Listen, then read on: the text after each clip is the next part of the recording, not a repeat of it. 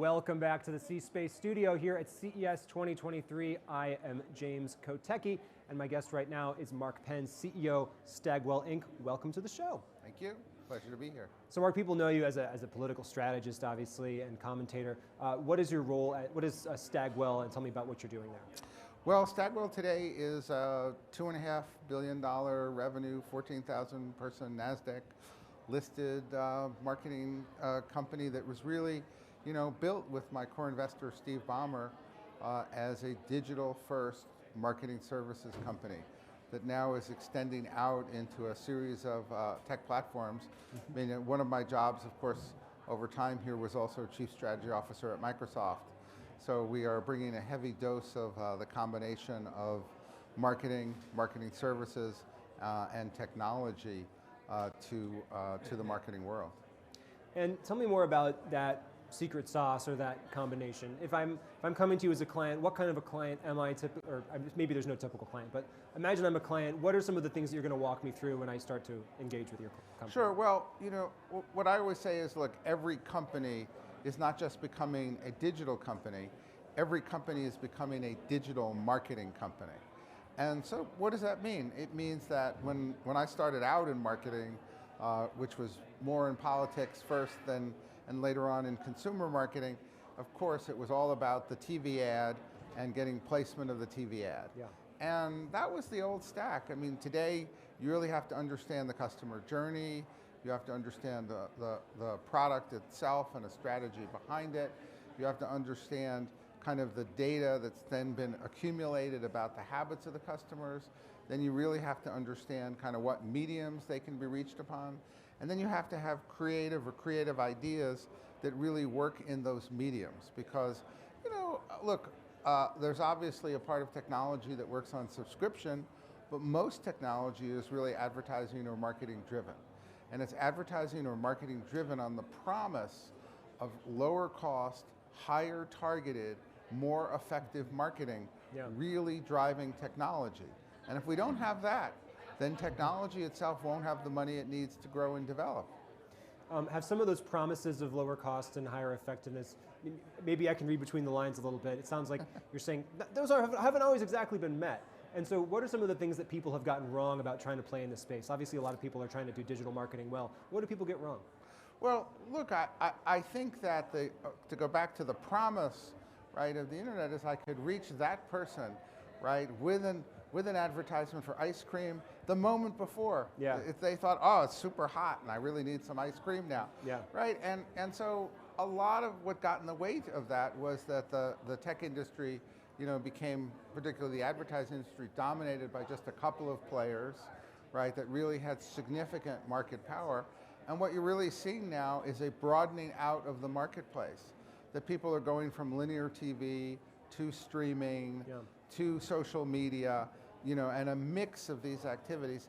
And at the same time, they're also going with Google and Amazon and Walmart marketplaces, so that you're really seeing now an opening up of opportunities to reach people, even more effectively. But it takes even more complex statistical AI-driven models in order to be successful. And you can't just do it, though, with AI-driven models. You need human creativity and understanding properly combined with that. What's been your reaction, speaking of human creativity, to the recent rise in AI models that seem to point toward a future where creativity is, if not replaced, at least heavily augmented by AI in terms of what it can create visually, what kind of text it can create, et cetera?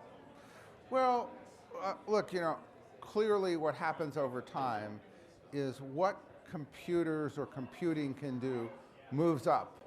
But then that leaves even more valuable tasks for humans to do, right? And so today, a lot of people don't collect the tolls, but we're all still driving the cars, and even driving the cars more effectively.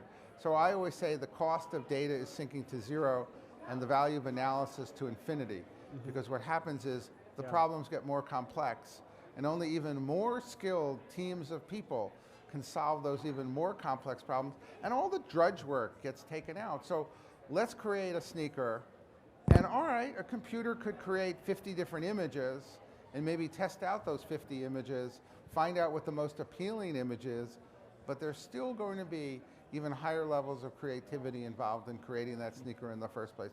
And then you'll tell me, oh no, but the computer's going to create it, and I'll tell you, not so fast, let's see.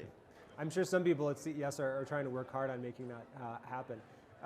Tell me about how you think about the work you do in relationship to the political work that you have done. Do you see these as fundamentally different worlds or fundamentally different things to do as far as creating a campaign for, in a political setting versus selling a technology company or kind of technology? Or is it all just about influencing people at the end of the day and the methods are all relatively similar? Well, back in the day, I used to do things that were new in political campaigns, and the president would ask me, why should we do it that way? I'd say, because our largest corporations do it that way. And then I would go to our largest corporations and do something different and say, why should we do it that way? And I'd say, well, because our leading politicians are doing it that way. So in those days, political campaigns were agile, they were aggressive, they were no nonsense, and advertisements and medium would be changed really on a 24-hour basis. Corporations were slow, took years and years to develop products, would spend years launching them, and I think the worlds are converging, right, in a lot of ways. Politics is still a fast play, and corporations are still better planned, more sophisticated in many ways. But I've been lucky to be able to, I think, be in both worlds, and now we have 72 companies, including some that are purely in the political space, many that are kind of play in the large commercial space. But I think they learn from each other and cross-pollinate in ways that can be most effective in a world where even the largest corporation has to be able to respond quickly to what's going on and can't rely just on that planning that they did for the last 2 years. Speaking of cross-pollination, certainly plenty of that happens here at CES with all the different kinds of people who come and chat. What is one thing that you're interested in learning here at CES, and what is one message that you have for the people that you meet? Well, I'm always interested in learning what the new frontiers are of human interest. And I think ultimately, technology is not about technology itself. It's about how it changes the lives of people, either in ways that help make them, health and wellness or entertainment or other ways.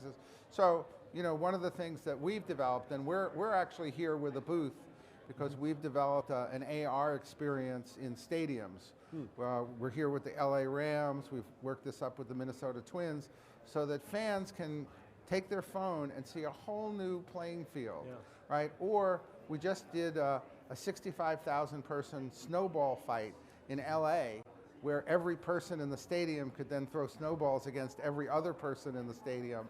And so I'm a very big believer in AR, right? I think that VR is more of an acquired taste, but that AR is going to be part of life in a very big way. So I think there's a lot of emphasis here on AI. AI is going to get better, but ultimately not as good as people say it's going to get, because there's always remember, it always expands what humans can do. It's a much more adaptable, creative, and intelligent group than people realize. But I do think I'm very interested to see how we move into these next planes of involving technology, the world, and people, and I think that's AR.